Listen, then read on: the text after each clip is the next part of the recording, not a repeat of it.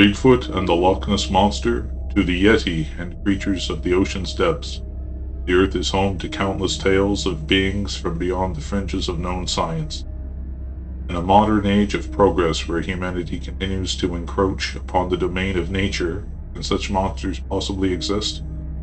Let us enter the shadows of the world's ancient deserts, forests, and jungles to hunt these elusive cryptids.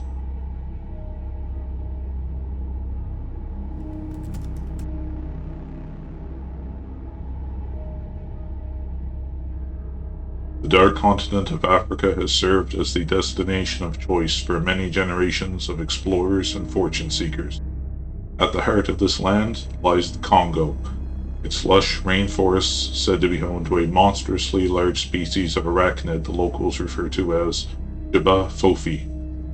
The rest of the world knows them simply as the Congolese giant spider. Growing large enough as to have a leg span over a meter wide, these spiders are said to hatch from peanut-shaped eggs sporting bright yellow and purple on their bodies. Once it matures, a Jiba fofi will acquire a dark brown coat. It is then it becomes something truly to fear.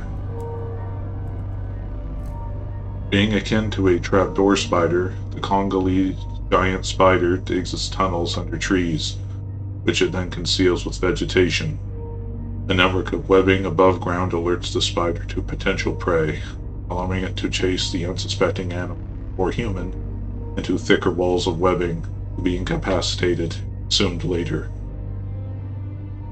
Far from the humid rainforests of the Congo, in the remote reaches of the Northwest Territories, the chilly Nahanni Valley has amassed a sinister reputation over the thousands of years humans have lived in the area. Thought to have once been the home of the vanished Naha tribe, as well as the domain of evil spirits, the valley is also supposed to be the hunting ground of prehistoric predators in the form of oversized wolves. Their gruesome method of dispatching prey has earned the valley its nickname, the Valley of Headless Men. Known to the cryptozoological community as Wahila, similar creatures have been reported as far away as Michigan. Believed to stand roughly 6 feet on their hind legs, their fur is snow white, their faces carry broad, somewhat ursine features. The large paws of the Wahila also contain especially long claws. Unlike wolves, however, they are said to be solitary creatures and not gather in packs. It was in 1906, during the Klondike Gold Rush, that brothers Willie and Frank McLeod elected to canoe upriver to the Nahanni Valley to search for wealth. Having never returned, their brother Charlie's search party would discover their skeletal remains 2 years later in a state that suggested they had been attacked in their sleep, with one of the brothers still reaching for a nearby firearm. Needless to say, the heads of Willie and Frank were never found, leading many to believe they fell victim to the predations of a Wahila. Unexplained deaths in the Nahanni Valley have largely been attributed to foul play caused by greed, as well as insanity or natural hazards resulting from the extreme isolation of the area. The Wahila themselves may even be nothing more than exaggerated reports of local wildlife, as the giant spiders of the Congo are also thought to be. Nevertheless, the Valley of Headless Men remains the site where many have met a mysterious death or never seen again. On yet another continent, the vast Gobi Desert stretches across the southern Mongolia and into China. Extreme temperatures, venomous vipers, and dust storms account for many of the dangers here, though it is the Mongolian deathworm that have made the Gobi truly infamous among cryptid hunters. To the locals, it is a symbol of evil. Described as being between 2 to 5 feet long, the Mongolian deathworm, or Olgoi kokoroi in local vernacular, is reddish-brown in color. Its serpentine body may be topped with either a broad or tapered head containing a mouth of fangs. It also shares the common snake's preference of making its home in burrows, where it hatches its leathery eggs. Aside from being poisonous enough to kill with a mere touch, the death worm supposedly also has the ability to emit powerful electric shocks toward its prey. The Mongolian people themselves have passed down legends surrounding the worm. A great hero, Gesser, is said to have battled them in an epic poem, while oral traditions often depict the worms as evil and capable of bringing destruction, sickness, and misfortune. Shamans that follow the old faith of the region associate them with the underworld and believe they may communicate with the spirits of the dead.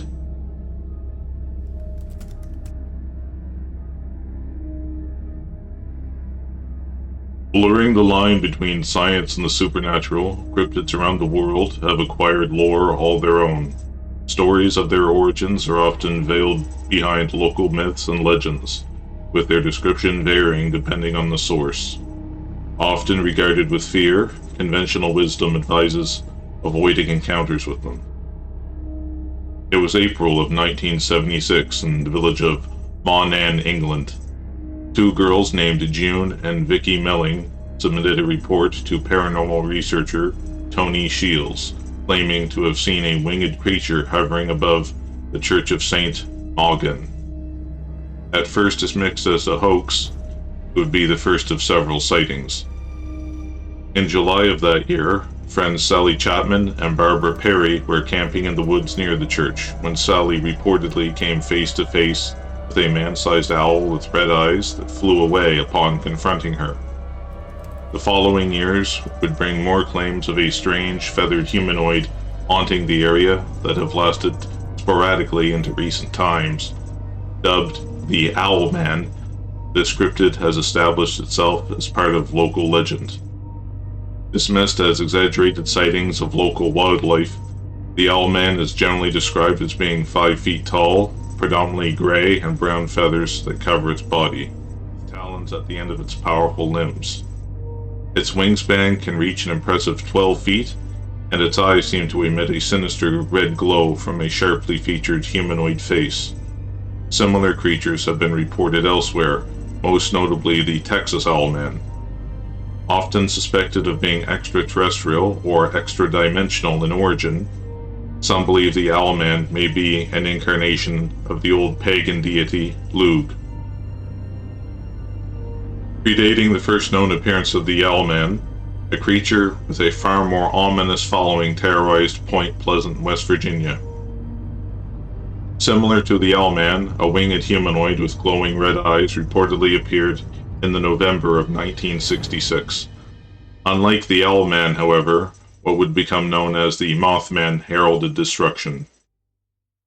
Sightings of the mysterious entity continued over the following months, with a heron or sandhill crane being blamed for the hysteria.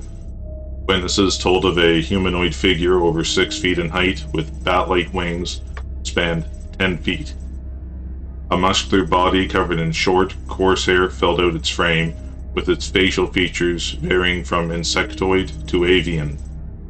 Interestingly, the Mothman has also been compared to other omens of doom, such as the Irish Banshee or Hindu Garuda.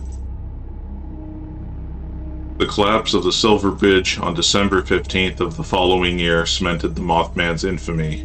With 46 left dead from the tragedy, media frenzy was quick to link the cryptid to the bridge's fall, made all the more bizarre with a reporter named Mary Heyer later claiming to have encountered men in black during her investigation. Subsequent books, films, and websites have only added to the Mothman's allure, with more sightings associating the creature with train derailments, explosions, unexplained deaths, and disappearances. Theories of its origin include everything from a mere hoax to an alien visitor. Industry around Point Pleasant has also been responsible for pollution, leading some to believe the Mothman is a resulting mutation. Still more claim that the spirit of a slain Native American chief has taken the form to avenge his death on the settlement of sacred land. Regardless, the legend of the Mothman continues to cast a shadow, with sightings still being reported to this day. Deeper into the American South, the 20th century gave rise to tales of another monster, though one with various incarnations. The Goat Man. Possessing both human and animal attributes, the creature supposedly haunts bridges, woods, and farmland. From Texas to Kentucky, the appearance and behavior of this cryptid strikes fear whenever it is spotted. News media in Lake Worth, Texas published something shocking in the July of 1969. Reports of a half-man, half-goat creature surfaced along with a photo taken by local Alan Plaster.